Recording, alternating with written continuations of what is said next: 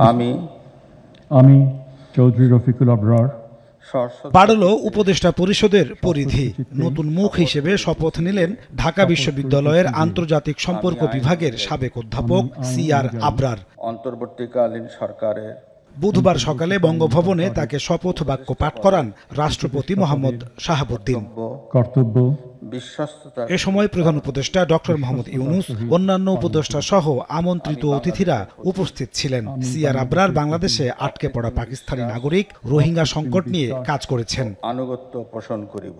শপথ গ্রহণ শেষ করেই বঙ্গভবন থেকে সচিবালয়ে চলে যান সিআর আবরার। সেখানে উপদেষ্টা ওয়াহিদ উদ্দিন মাহমুদের সঙ্গে অংশ নেন সংবাদ সম্মেলনে। এ সময় ওয়াহিদ উদ্দিন বলেন, আগামী 10 মার্চের মধ্যে শতভাগ শিক্ষার্থীর হাতে বই পৌঁছে দেবে সরকার। এই কয়েকদিনের মধ্যে ছাপা হলে যেগুলো বার্ষিক পরীক্ষা আসলে হয় না। কাজেই আমি বলেছিলাম ফেব্রুয়ারি শেষ পর্যন্ত, কিন্তু হয়তো মার্চের 10 তারিখে পর্যন্ত সব জায়গায় যাবে। পরে সাংবাদিকদের মুখোমুখি হন নতুন শিক্ষা উপদেষ্টা সিআর আবরার। সবার সহযোগিতায় বৈষম্যহীন সমাজ গঠনে ভূমিকা রাখার প্রত্যয় ব্যক্ত করেন তিনি।